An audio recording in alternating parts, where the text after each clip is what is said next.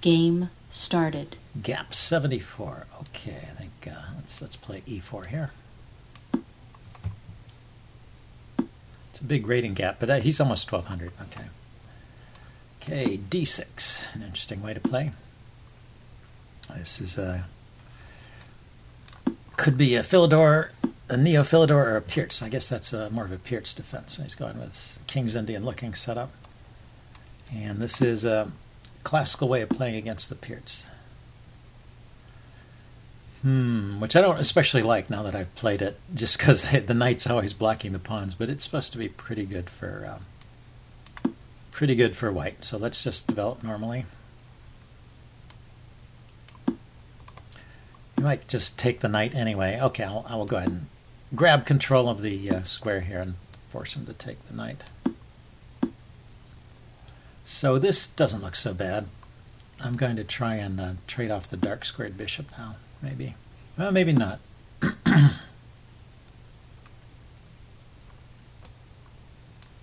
Let's see, what is he doing? Is he playing to play c5 here? Oh, he's playing to play e5. I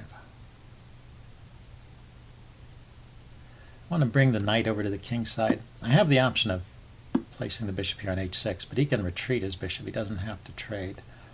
I wanted to put these pawns on dark squares like that. Okay, he does come forward. Now, if I lock it up with d5, he can take. I take.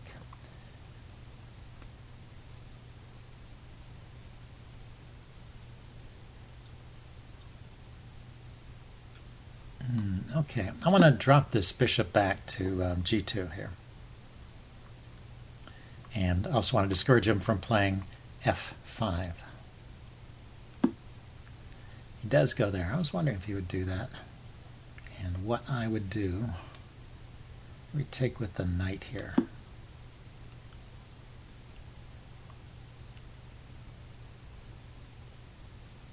Anyway, with the bishop back on g2, I can play f3 to support this d-pawn. I still, now that he's opened up this diagonal a little bit, I still this idea of bishop to h6 at knight. I wonder if he's got anything dangerous here. Oh, he's just going to trade off my bishop. Well, I should have maybe done something about that.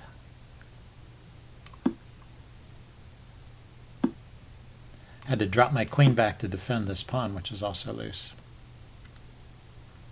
So he has gotten into a situation with opposite colored bishops. He gave up the bishop pair and he got it back.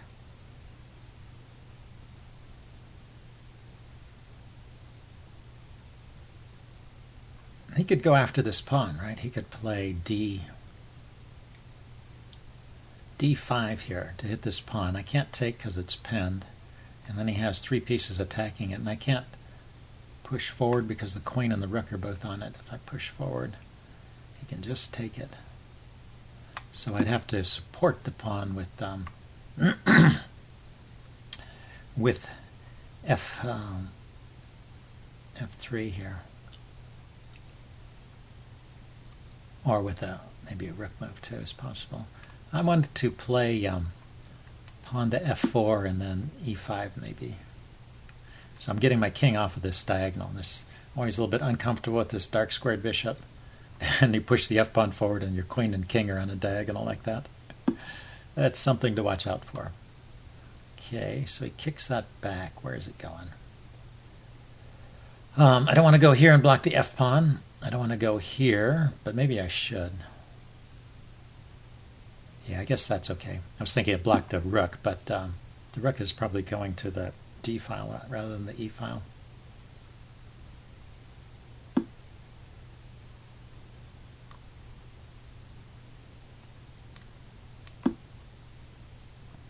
Okay, a little pressure over here. Now f3 to secure this pawn. He can still try d4. It's not prevented because he has the knight on that square. But I didn't play that. I mean d5. He did not play d5. Okay, let's see. Well, what can I do here? Let's get the queen away from that pin.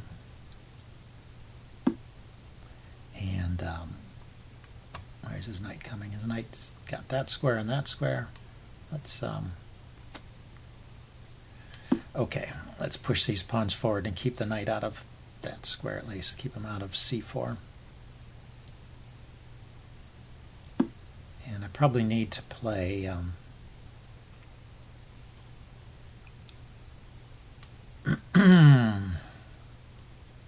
that's annoying. If I probably need to play c4 at some point because this diagonal is going to open up with the bishop.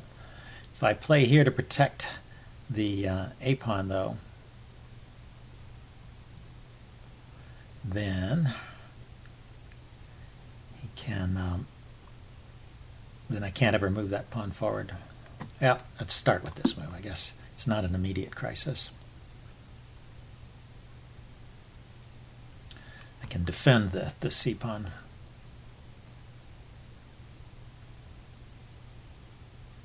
It's already got the knight defending it, but it's attacked by the queen, and when this knight moves, it'll also be attacked by the bishop.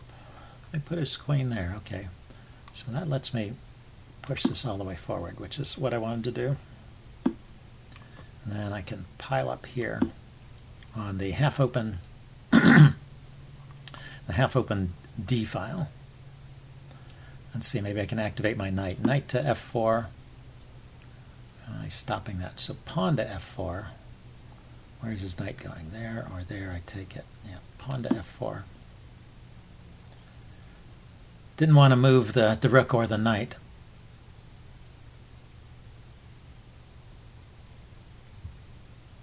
And yeah, so he's going back there. He can come into this square. See, I can kick his bishop back further with g5.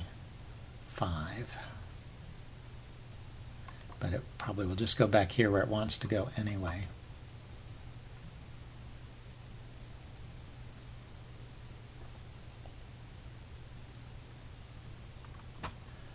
Let's lift up my queen here.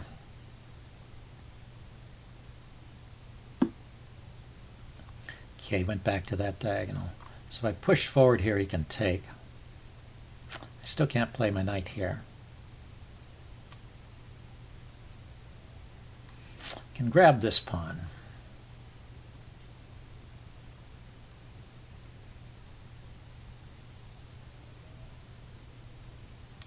Yeah, maybe it's the time. Now is the time to do it. He could actually grab here. He could take on e4 there, and I have to decide if I'm willing to give up a queen for those two rooks. Yeah, he goes there. Can I take something else or move my queen with tempo? If I move my queen with tempo, it's hitting his rook, and then it's hitting his knight. Maybe I just drop back here. I don't want to put it on a dark square. Or maybe over here would be good. I can chase it again. Let's drop it all the way back. Protect all these things. Oh, we can take there. Sloppy. Very sloppy.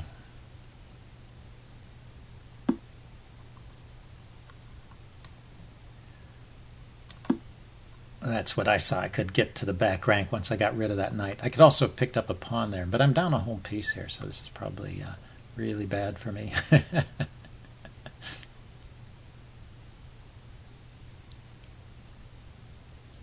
course, his rook is pinned, so I am threatening to take this rook.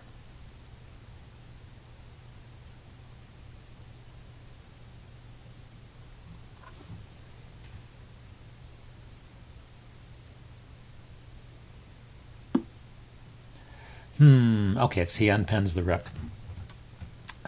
Okay, so what's a good move here? Not seeing it.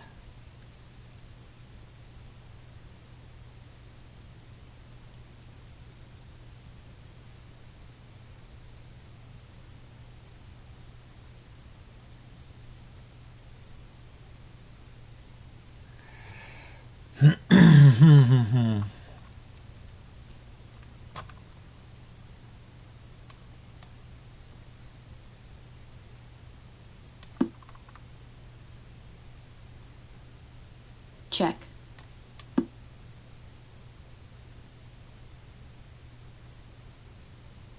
Check. You can probably chase my queen and king Check. onto a line and then come in with the rook, or like that. Okay, well, that's it. Well, I guess this is an example of why White my resigns. rating doesn't go up too much. Anyway, good game. I will upload this and do a postmortem.